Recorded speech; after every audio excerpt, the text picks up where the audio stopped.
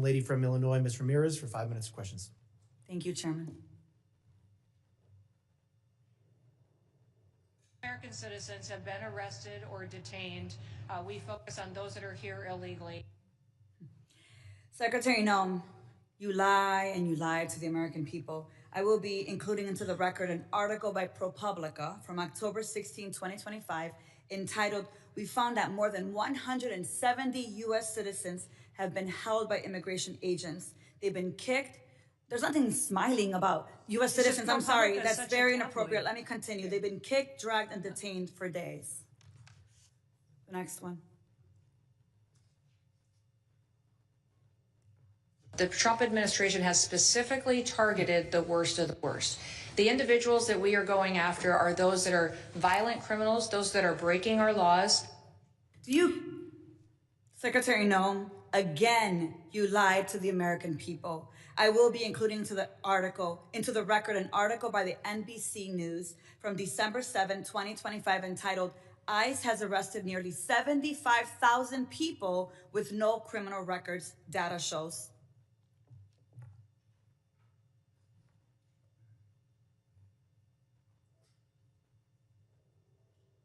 The co-equal branch of government, and it is your obligation as a member of the executive branch to honor decisions made by the highest court of the land. Yes or no, Secretary? We are abiding by all federal judges' orders. Absolutely. The Justice Department said that when the administration was ordered back in March to stop sending detained migrants to a mega prison in El Salvador, you personally made the final call to continue the flights anyway. Is that correct? And the decisions that are made on deportations, where flights go and when they go, are my decision at the Department of Homeland Security. And we'll continue to do the right thing, continue to work and protect Americans, no matter what radical judge comes out and tries to stop us. We'll do. You lied on the record, and you lied to members of this committee. You violated court orders by not turning around deportation flights bound for El Salvador, where we know that hundreds of people under your leadership have reported that they were raped, they were beaten, and they nearly died. And your agents used chemical weapons in Chicago despite court orders from District Court Judge Ellis forbidding their use. Secretary Noem, you, Gregory Bovino, and your ICBP and DHS deputized agents have waged an unaccountable, unlawful, unconstitutional war against communities across the nation. Our residents have been surveilled, they've been threatened, they've been tear gassed, they've been hit with pepper balls, they've been shot, they've been subjected to warrantless arrest and precision immobilization maneuvers, they've been kidnapped and disappeared under your leadership. So we have a lot to talk about, but you and your department continue to reject congressional oversight. And you know how I know this? I know this because I've requested a meeting with ICE Field Office Director Russell Hutt. I requested a meeting with Field Office Director Samuel Olson. And when you came to Chicago on October 3rd, I publicly and formally requested a meeting with you. So I'm going to be including a letter I sent on October 3rd requesting a meeting with Secretary Noem. So Secretary Noem, I want to ask you again, will you commit to meet with me, yes or no? Yes, absolutely. Thank you. Thank you. So we have a lot to talk about, and actually my scheduler has a couple dates that I'll get to you after this meeting. I appreciate that. So look, I want to be very clear. You have misused resources appropriated by Congress. You've engaged in unethical behavior. You have repeatedly made false and misleading statements to Congress and to the press, and you've undermined the separation of powers and disregarded the role of Congress and the courts. Bottom line, you lie with impunity. You reject checks and balances, and you ignore Congress and the courts. Your options are limited. Either you're going to resign, Trump's going to fire you, or you will be impeached. I've already called for your resignation. You may remember I hand-delivered my request to you back in May, and I urge you to reconsider resignation because I've taken the first step towards your impeachment, and I've called on the Judiciary Committee to open an investigation into your lawlessness. Mr. Chairman, I know that at the end we'll be entering a number of articles into consent, but since I have a few moments, I ask unanimous consent to enter into the record a letter calling the Judiciary Committee to investigate Secretary Noem's impeachable offenses. Whatever you choose, the American people will have justice, Secretary, and you will be held accountable. I'm going to make sure of that every single day. With that, Mr. Chair, I yield back. Gentlelady yields back. I now recognize the gentleman from Texas, Mr. Luttrell, for 5 minutes of questions. Thank you, Mr. Chairman, Madam Secretary. It's good to see you, and thank you again for coming to Texas after the Kerrville floods. Your team was amazing. Their interaction with the leadership in our state, up and down the chain of command, was outstanding. Not something I read about, I saw it. So I'm speaking from the truth. So let's talk about worldwide threats, if you don't mind. This may go back and forth to Mr. Glasheen and Mr. Kent. My questions, first and foremost, is the nefarious actors globally, they're kind of everywhere. And as we try to protect the motherland, in the cyberspace, air, sea, and land, something that's come to my attention in the committee hearing we had earlier, undersea cabling. And I don't know if you're a subject matter expert on this. I really wasn't until this hearing. But a large amount of our information flows under the water, something that most people aren't aware of, but I can assure you that the bad actors globally probably are. Now, it's multi-jurisdictional from what I understand. It's the Department of Justice, it's the Department of War, and then it's the Department of Homeland Security. And they kind of juggle the effort. Can you give me some insight on the protection mechanism that Homeland Security has for our undersea cabling? And I consider this a very viable threat specifically for information flow, considering everything that goes back and forth across the water. Can you give me a kind of a high-level briefing considering the atmosphere of what we're looking at? Yes, I can, and I'll try to leave some time for the other individuals too, but the Department of Homeland Security has 23 different components. Several of them have some responsibility for surveillance and monitoring of those cables and the information that flows through them. So CISA is our cybersecurity agency, which looks for bad actors, hunts down those bad actors, and then hardens our systems. So where we see a weakness or a vulnerability, they help us do that with the interactions we have with private companies, their communications, or other countries. But then we also have our Coast Guard out on the waters each and every day, which help us with surveillance activities to see if there's nefarious actors that would be out there jeopardizing those systems. We have INA, which is our intelligence and analysis. They are the ones that are helping us with our covert operations. They're the ones who are coordinating with our intelligence agencies on what we see as hacking attempts or enemies that would try to endanger those cables or cut them, damage them so that they couldn't be utilized to keep our critical infrastructure going. FEMA is the agency that's responsible for, on our worst day, if we needed something or someone to run the government, if there was an attack in this country, FEMA is the agency that would do that and maintains the resources to making sure that we have an operating government in an emergency disaster situation. I know there's redundancy on the cabling system, and there's from what I understand, there's over 1 million miles of cable underwater. I want to make sure that we have enough protection in place so the ripple effect is not catastrophic to the country. Mr. Kent, you got something to add to that? I was going to shift over to Mr. Glasheen. In terms of undersea cabling, no, I do not. Okay.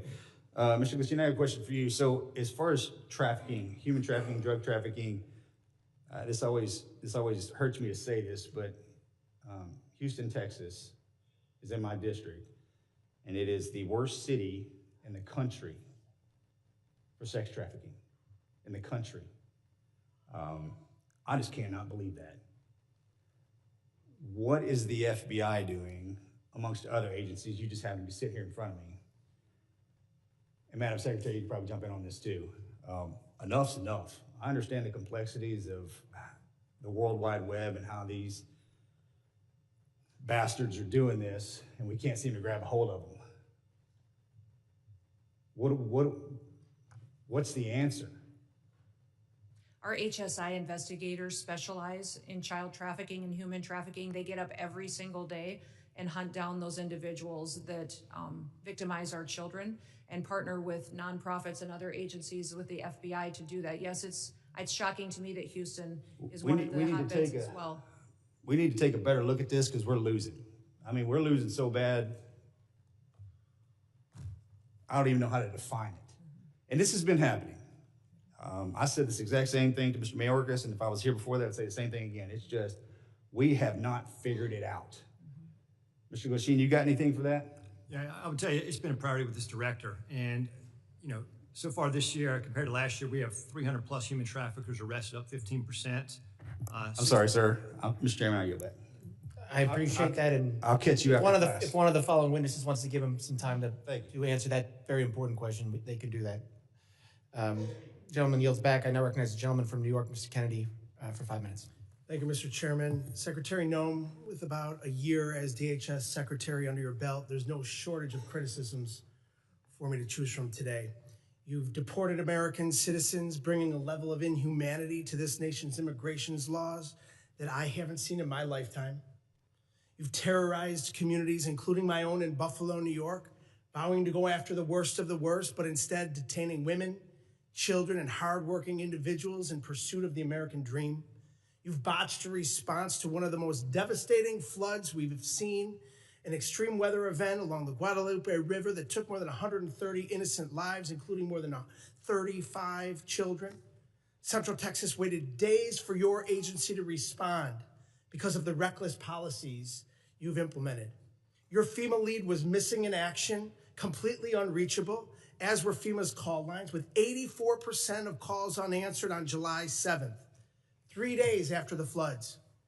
FEMA personnel, despite your slashing of their ranks, who were ready and willing to help, waited days to spring into action because of your policies. Disasters do not wait for bureaucracy. Your abysmal performance goes beyond your woeful disaster response. You've also taken a sledgehammer to FEMA's recovery, preparedness, and mitigation missions. You canceled more than $4 billion in building resilient infrastructure in communities funds, a program that helps communities reduce their risk of natural disasters. You withheld millions in FEMA funds for emergency alerting infrastructure found to be in violation of the Impound Control Act. You, perhaps most critical to my state of New York, canceled more than 90% of New York State's Homeland Security Program funding, including $134 million in urban area security initiative funds for New York City's greater metropolitan areas.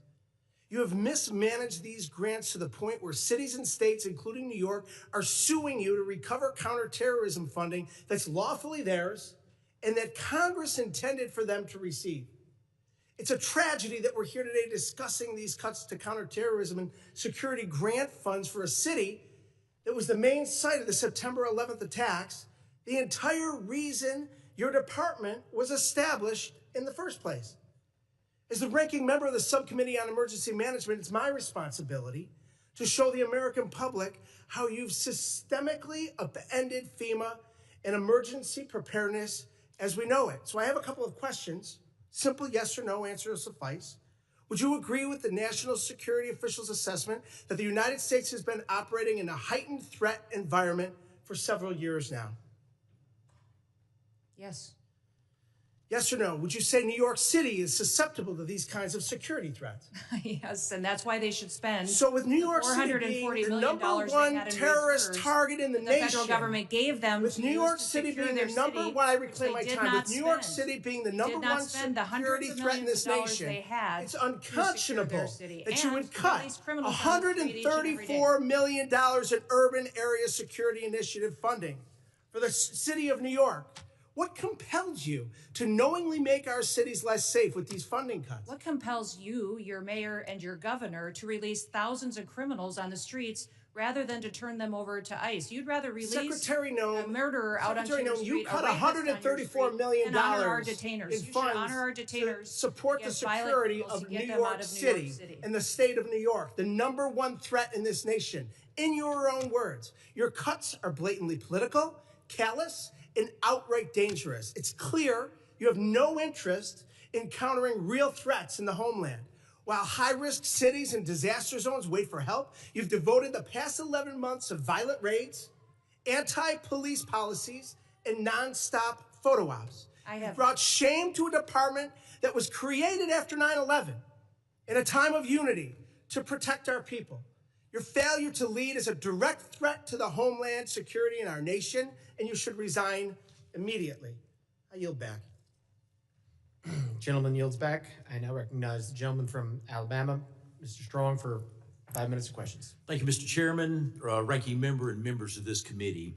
I thank you, too, to our witnesses for being here today, for your work to protect the homeland in an increasingly complex threat environment. My question today focuses specifically on the evolving drone threat. Mr.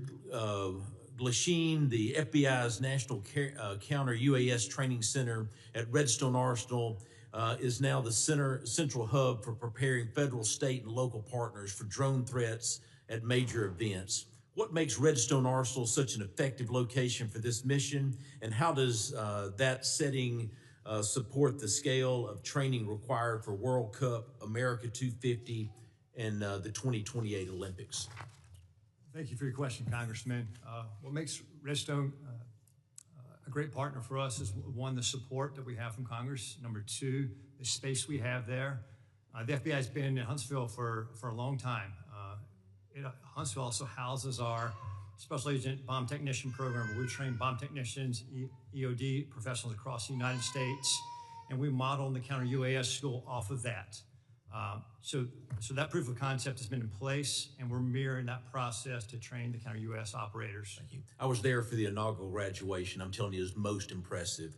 I can assure you there's no other location in the country that offers the same mix of controlled airspace, testing ranges, partnered agencies, and mission infrastructure that the FBI has at Redstone Arsenal.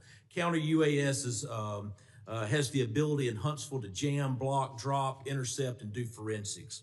As demand for this specialized training grows, what investment should Congress prioritize to ensure long-term stability for this mission at Redstone?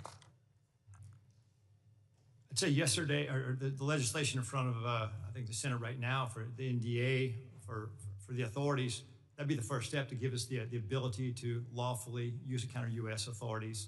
I think additionally, it is just like the computer technology, it evolves with the months.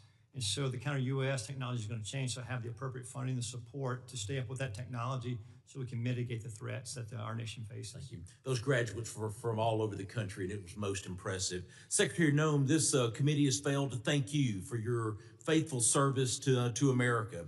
The southern border is closed. Human smugglers, drug traffickers, and illegal aliens that invaded this country from more than 160 different countries are being returned to the country of their origin. Fentanyl poisonings are down more than 35%. Secretary Noem, thank you for your efforts to keep these drugs out of our country in an effort to save a generation of Americans. It's not a Republican issue. It's not a Democratic issue. It's an American issue. And I thank you. Secretary Noem, many of the most advanced counter unmanned aerial systems technologies are being tested and evaluated in North Alabama. How is DHS ensuring that those capabilities transition quickly into field use, particularly ahead of these major events? And what more can Congress do to accelerate the pipeline? We appreciate the authorities that are necessary for us to operate, and standing up a drone program and counter drone program is one of the top 3 priorities of the department this next year to meet the threats that we face every day. Every day, our Secret Service, our Coast Guard, our Border Patrol are seeing drones used against them. Criminals using them to surveil them, to find out law enforcement operations, and to leak them, and to put their lives in danger. So making sure that we have the ability to operate and to see far into the future and over our operations is important, but we also need the opportunity to take them down when necessary. We've seen the cartels using weaponized drones against each other. We know it's only a matter of time before we see that here on the homeland. My job is to make sure that we're prepared and that we're equipped, and to advocate to you for the authorities that we need to make that happen. Thank you. With the new counter-UAS authorities expected to be enacted as part of the National Defense Authorization Act, the next challenge is execution. What concrete steps is DHS planning to take in the coming months to ensure that these new authorities are fully operational before the FIFA World Cup, the Olympics and America 250, and I even want to take it even further. You start looking at college football, we've got to take it even further rather than they're all large gathering events. I actually had the Secretary of Security of the Southeastern Conference before Mr. Kennedy and my committee, and it was unbelievable. On any given weekend, 8 to 10 football stadiums with greater than 90,000 people there. We must defend the home front. And I'm sorry that my time has expired, but I thank you for being before this committee today. Gentleman yields. I now recognize the gentlelady from New Jersey, Ms. MacGyver, for 5 minutes of questions. Thank you, Mr. Chairman and Ranking Member, for holding this hearing today. The greatest threat to the homeland right now is a Department of Homeland Security that the American people no longer trust, a department actively undermined by its own secretary. This is on you, Secretary Noem. Today's hearing is supposed to be about worldwide threats, but Madam Secretary, under your watch, the threat is coming from inside the building. Because when DHS, the department charged with keeping Americans safe, is caught breaking the law, lying to the American public, systematically dismantling oversight, fueling bigotry, and targeting vulnerable communities, trust is broken. Let's start with the basics. How can we trust your department with you at the helm? The American people deserve an answer, even if you spent the past year dodging accountability like it's your full-time job. We need to talk about oversight. Oversight is not optional. It is not a courtesy because you feel like it. It is not something you entertain only when it's politically convenient to you. Yet, time and time again, Secretary Noem, you have treated congressional oversight as an inconvenience at best, and at worst, something to be invaded, ignored, or denied altogether.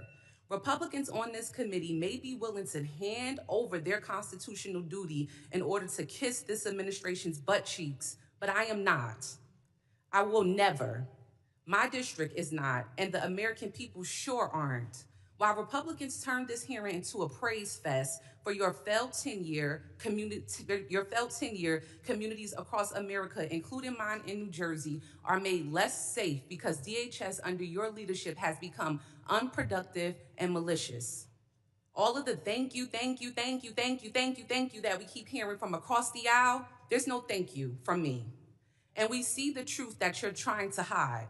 The truth is you are deeply unqualified for the post you hold. This is on full display in the way you treat the people in this body, myself included, who have been elected to serve our communities and keep them safe. Representative Grajava, Senator Padilla, myself and others whose character, integrity, and bodies were attacked by your department without evidence and without apology. Far beyond being disrespectful, you have shown a complete disregard for the oversight authority granted to us by law. You have repeatedly shown that you will target whoever you want, whenever you want, without accountability. Members of Congress, members of our communities, and even American citizens, as many of my colleagues have continued to point out today. Secretary Noem, that's not leadership. That's not democracy. And that is not how this works. Again, this is not just about you. Don't want you to think this is just a pick on you day.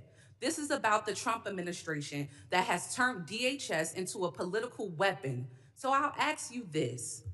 Is Trump embarrassed by your tenure, or is this exactly the kind of god-awful leadership he wants at DHS? Yes or no?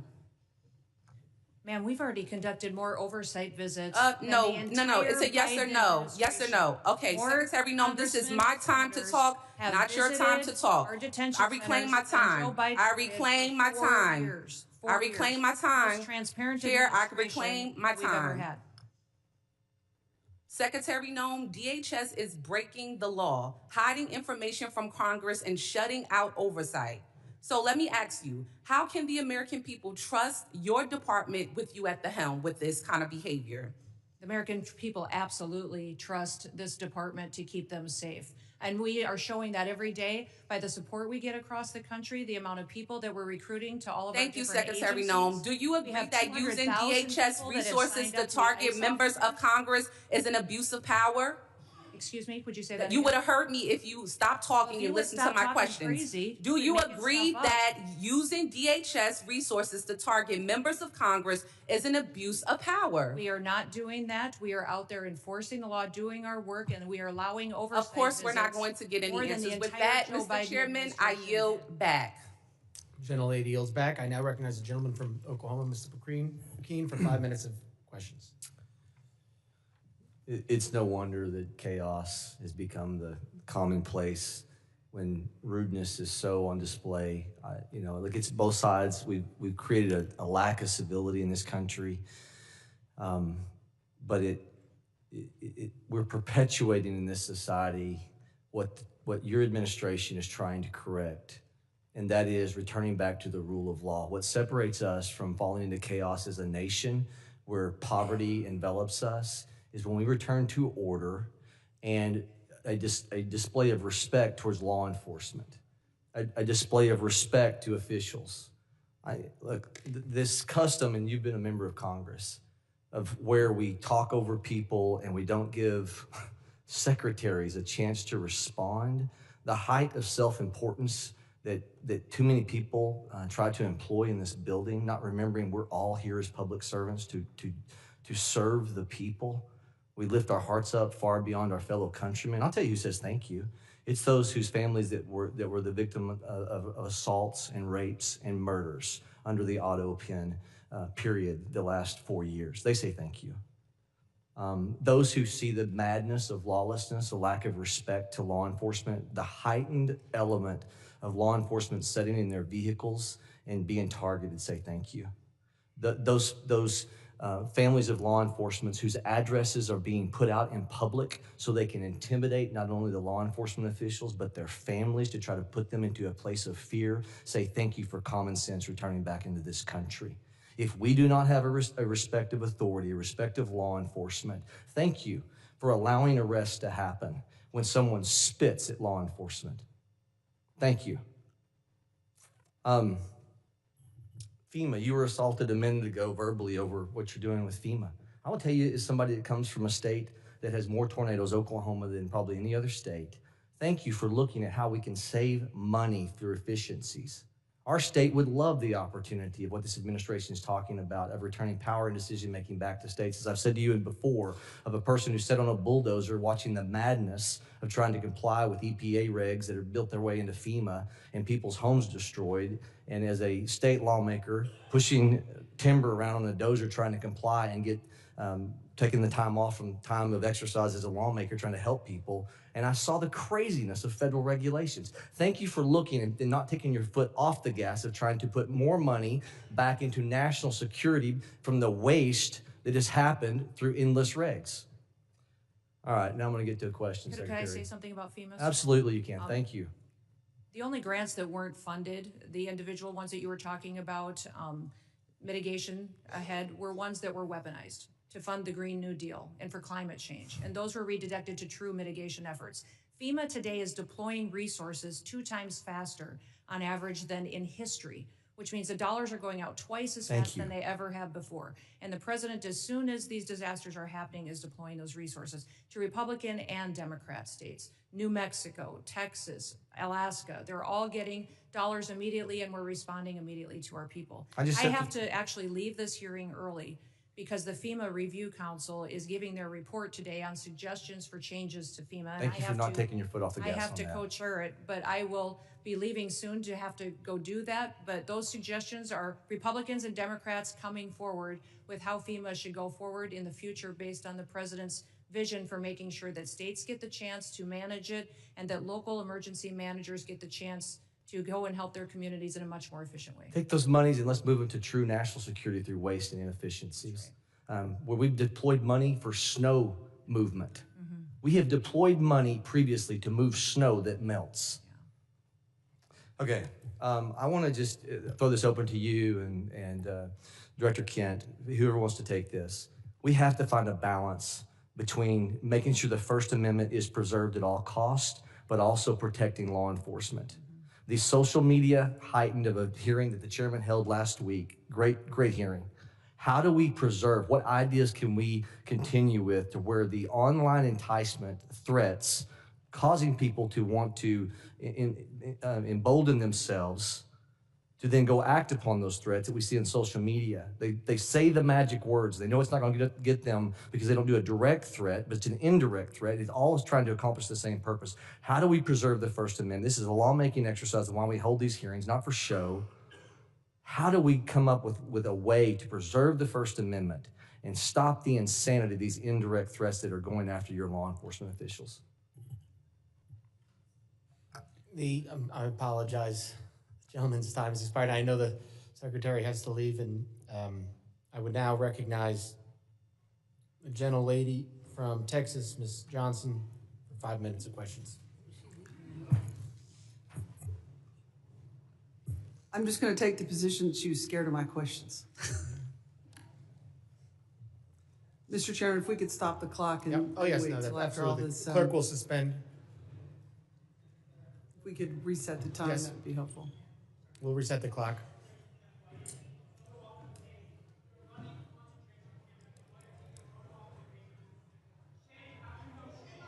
Gentlelady, prepared.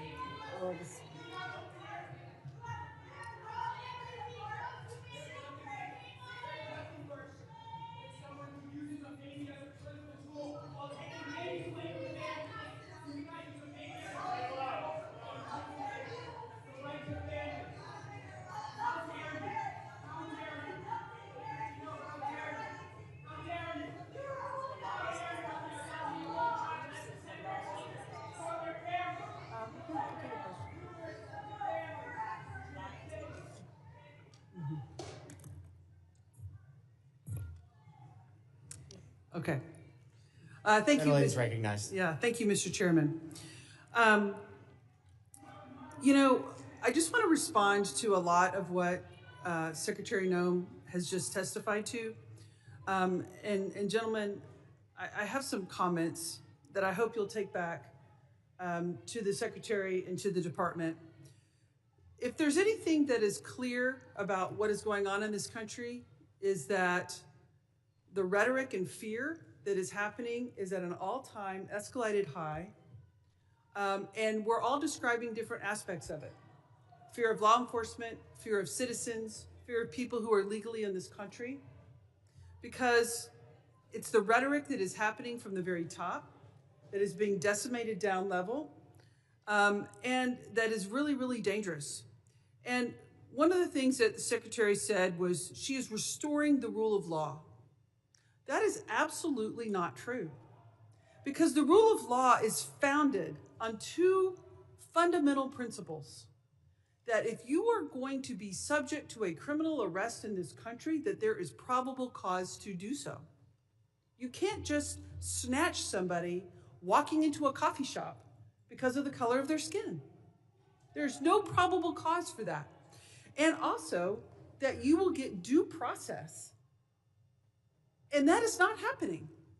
And so what you're seeing is an overwhelming frustration of the American people in this country, that the lack of respect and regard for the rule of law by this administration, and in particular by this secretary, is at a level that we have never seen and violates all of the constitutional norms and all of the principles of legal fairness in this country. And you're seeing that manifests itself in threats to law enforcement and bubbling over because people are frustrated. And they are channeling that frustration because the administration is not listening and is only doubling down on the rhetoric. You know, this notion that I think my colleagues highlighted that we're only going to pursue serious threats. It's just not true. I visited an ICE facility outside of Dallas, and over 70% of them were classified as the lowest threat level, as never having a criminal record at all. But yet they were there because of the color of their skin. There was not a probable cause. They're not a threat to this country. They have no criminal history at all. I fully support, as does everyone on this committee, Homeland Security focusing on threats to our national security. We want cybersecurity. We want terroristic threats from abroad to be stopped. Absolutely. None of us want a recreation of 9/11, but we also do not want, under any level, the trampling of our constitutional rights and the legal system of due process. I have a poster here to highlight 3 American citizens that were arrested by ICE who had done nothing wrong. They presented themselves as American citizens, but yet were still trampled, assault. One had broken ribs, a brain injury, an older gentleman by being knocked down to the ground after he said, "I'm an American citizen." But yet they did not stop. And that is a huge problem. When somebody says, "I'm an American citizen," to ICE, and ICE does not stop and continues to assault them and physically berate them and then hold them for days and days on end without a due process hearing, that is a problem. And it is not stopping. We have brought these concerns to the Secretary and to agencies like yourself in these hearings time and time again through multiple letters. We've all written letters that have gone unresponded because this cannot happen in our country. And the reality of it is, in any law enforcement situation, and what we have happening out into the public, is there are ICE agents and there are Border Patrol agents that are doing their great job. They're doing what they're supposed to do. But there are also bad actors. There are people who are exceeding their authority. The power's gone to their head. The intimidation is outrageous. And there's no effort to rein them in by the FBI. There's no effort to rein them in by the Homeland Security. There's no effort to overcorrect, just like one of my colleagues highlighted, the reinstatement of one that was inappropriate. And these efforts are breaking down the trust of the American people. I hope you take these concerns back because they need to be addressed if we're going to address the violence in this country. I yield back. Gentlelady yields back. I now recognize the gentleman from Arizona, Mr. Creighton. Thank you, Mr. Chairman, for holding this committee hearing today. Thank you for the witnesses. Director Kent, you talked about what keeps you up at night. I believe you said, we don't know who came into the country in the last 4 years. And we've cited several times in this hearing that about 15 to 20 million people came into this country under the last administration. And something that you said actually shocked me. You said that 18,000 known and suspected terrorists entered into the country during the Biden administration. Is that correct? That's correct. That's deeply concerning, but I'm really not surprised. Many of us in this committee said that's exactly what was going to happen. I didn't know that those numbers would be as high as they are. One of the other things that really concerns me about what's going on in this country is we continue to let people into this country that do not want to assimilate to our culture and want to harm Americans. I want to go ahead and play a video.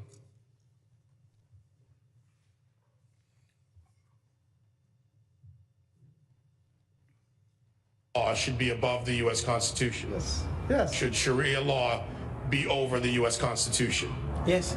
U.S. Constitution, which is made by people, and the Sharia law is made by Allah. So that is all the way above. That has to be definitely in the land, not for the America, for the whole world would be above.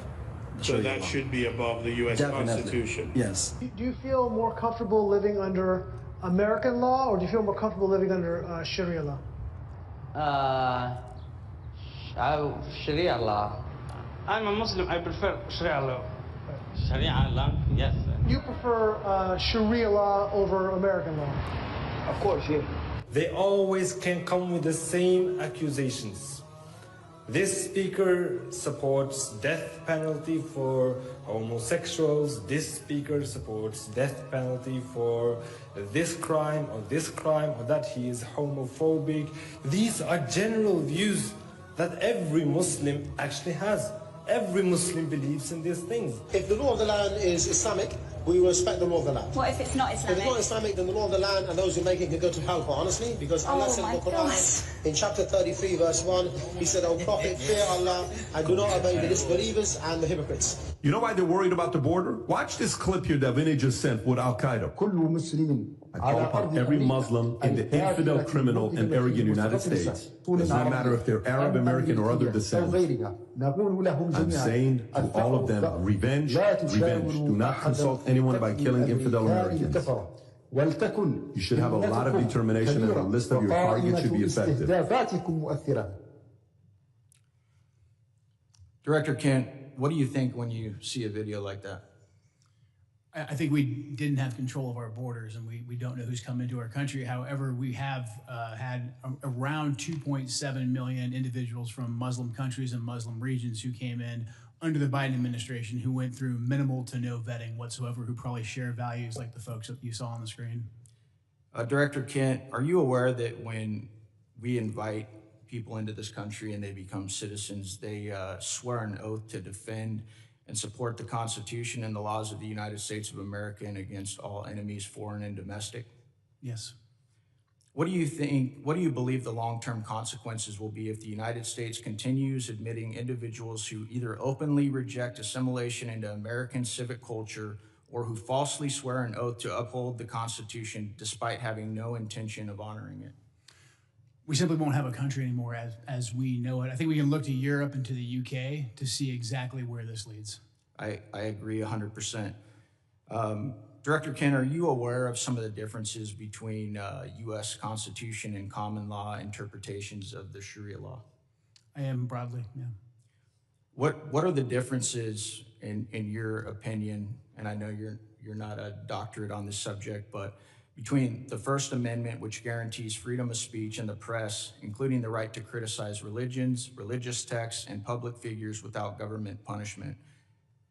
Yeah, the freedom of speech, I think, is huge because you don't have that under Sharia law, and you also don't have the assumption of innocence under Sharia law as we do. Many interpretations of Sharia, blasphemy, criticism of the Quran or the Prophet Muhammad can be a serious offense, sometimes punishable by death. And there are many others that I don't have time to get to, but I wanted to bring that up today so that Americans understand the differences and why we need to be very careful about who we let into this country. I thank you guys for the work you do. I thank you for those underneath you working so hard to keep the American citizens and people safe. Thank you, Mr. Chairman. I yield back. Gentleman yields back, and I remind if you don't get to questions that you want to ask, you can submit them for the record. So we can do that at the end.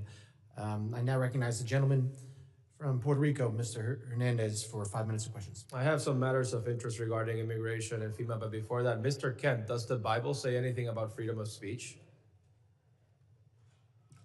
Not a biblical scholar. I don't think it does, and I'm concerned about singling out Muslims and specific religions to talk about how their religious dogma conflicts with our laws and constitutions. I lament that Ms. Noem has had to leave early today, but I wanted to talk about the atrocities that the DHS's immigration enforcement and the pain it is causing in places like my home district of Puerto Rico. Just a few weeks ago, we witnessed ICE shove a pregnant woman. I cannot imagine, as an expecting father myself, the anxiety that that family must have gone through when they took that person to the hospital and treated her for her injuries. Also, a few weeks ago, CBP detained Aracelis Terrero from the streets of Cabo Rojo. They put her on a plane, they sent her to Texas. She was in a detention facility. She was removed from the detainee location service, and she was not allowed to contact her attorney. Ms. Terrero was a domestic violence victim who was in Puerto Rico with a legal work permit. And I wanted to ask Ms. Noem if DHS policies allow CBP agents to detain persons who are legally in the United States. I wanted to ask Ms. Noem the legal authority behind the detention of Aracelis Terrero. I wanted to ask Ms. Noem why she was removed from the detainee location system. I wanted to ask Ms. Noem why Aracelis Terrero was not allowed to contact her attorney. Unfortunately, I predict that she would not have given us adequate answers based on the answers that she has provided to my colleagues here today. Now, I also wanted to raise a concern with Ms. Noem regarding TSA agents. In Puerto Rico, I witnessed how many TSA agents worked arduously without pay during the government shutdown, and how her announcement that they would get $10,000 as a bonus for working without pay during the pandemic actually created the opposite effect of boosting morale, because it was so selective that it excluded apparently most workers. And finally, I wanted to raise the concerns of red and blue mayors from Puerto Rico. I emphasize red and blue mayors, Republican and Democratic mayors, regarding her recent secret policy regarding transactions or grants for FEMA money that exceed $100,000. So to their surprise, they found out that grants and funding assignments exceeding $100,000 would now need to be approved by Secretary Noem. But there was no transparency regarding that rule. And we have no information regarding the application and the enforcement of that rule. And I sent her a letter with 15 other members asking those questions, and I got a letter in response that has no answers to these questions. And I wanted to urge her to reconsider this policy that is delaying aid and reconstruction funds for the people of Puerto Rico, which are still suffering 9 years after Hurricane Maria, and that this is affecting Republicans and Democrats, that reconstruction should not have a party ID, and that instead of fighting the bureaucracy, this has made the bureaucracy worse. But unfortunately, Secretary